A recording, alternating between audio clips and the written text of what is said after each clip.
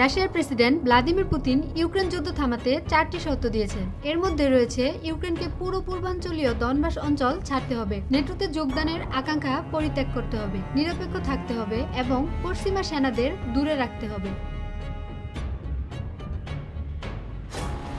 গত বৃহস্পতিবার বার্তা সংস্থা রয়টার্স ক্রেমলিনের শীর্ষ পর্যায়ের 3টি সূত্রের বরাত দিয়ে এ তথ্য প্রকাশ করেছেন।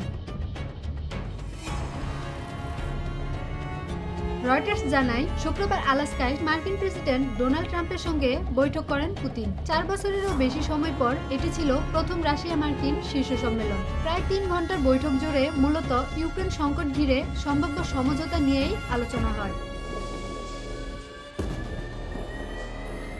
বৈঠক শেষে ট্রাম্পের পাশে দাঁড়িয়ে পুতিন বলেন, এই বৈঠক ইউক্রেনে শান্তির পথে অগ্রসর হওয়ার দরজা খুলে দিতে পারে। তবে উভয় পক্ষই বিস্তারিত কিছু প্রকাশ করেনি। পরে রয়টার্সের প্রতিবেদনে উঠে আসে, বৈঠকের পর পুতিনের প্রস্তাবের কিছু ইঙ্গিত পাওয়া গেছে।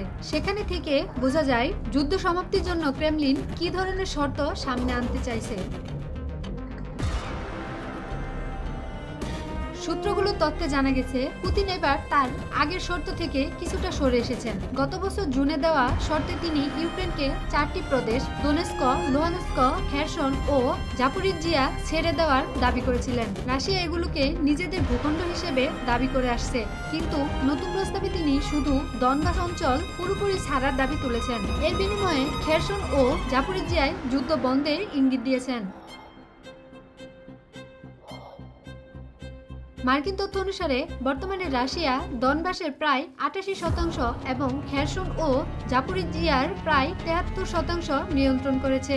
নতুন প্রস্তাব অনুযায়ী রাশিয়া ইউক্রেনের খারকিভ, সুমি ও দিনিপ্রোপেট্রোভস্ক অঞ্চলের ছোট ছোট দখলকৃত অংশ ছেড়ে দিতেও রাজি আছে। তবে নেটো ইস্যুতে পুতিনের অবস্থান অপরিবর্তিত। তিনি চান ইউক্রেন নেটোতে যোগদানের পরিকল্পনা বাতিল করুক এবং জোটের পক্ষ থেকে আইনগত নিশ্চয়তা দেওয়া হোক যে নেটো আর পূর্ব দিকে সম্প্রসারিত হবে না। একই সঙ্গে ইউক্রেনের সেনাবাহিনীর উপর সীমাবদ্ধতা আরোপ করতে হবে এবং কোনো পশ্চিমা সেনা যেন শান্তিরক্ষী বাহিনী হিসেবেও ইউক্রেনের মাটিতে মোতায়েন না হয়। যদিও দুই পক্ষের অবস্থান এখনো বিস্তর দূরত্বে রয়েছে। 2022 সালে রাশিয়ার সামরিক অভিযান শুরুর পর থেকে 3 বছরের বেশি সময় কেটে গেছে। তার আগে 2014 সালে ক্রিমিয়া দখলের পর থেকেই পূর্ব ইউক্রেনে রুশ সমর্থিত বিচ্ছিন্নতাবাদীদের সঙ্গে লড়াই চালিয়ে আসছে ইউক্রেনীয় বাহিনী।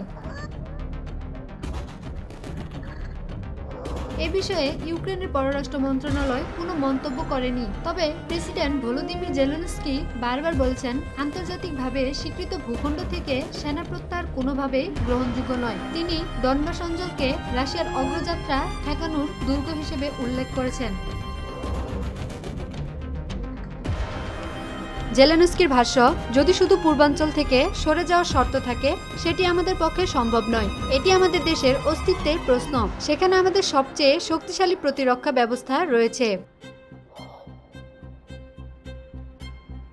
ইউক্রেনের সংবিধানে নেটোতে যোগদানকে কৌশলগত লক্ষ্য হিসেবে উল্লেখ করা আছে। কিয়েভ মনে করে এটি আমাদের সবচেয়ে নির্ভরযোগ্য নিরাপত্তা নিশ্চয়তা। জেলেনস্কির মতে, ইউক্রেন নেটোতে যোগ দেবে কি দেবে না তা নির্ধারণের ক্ষমতা রাশিয়ার নেই। তবে রাশিয়ার প্রস্তাব নিয়ে হোয়াইট হাউস ও নেটো এখনো কোনো মন্তব্য করেনি।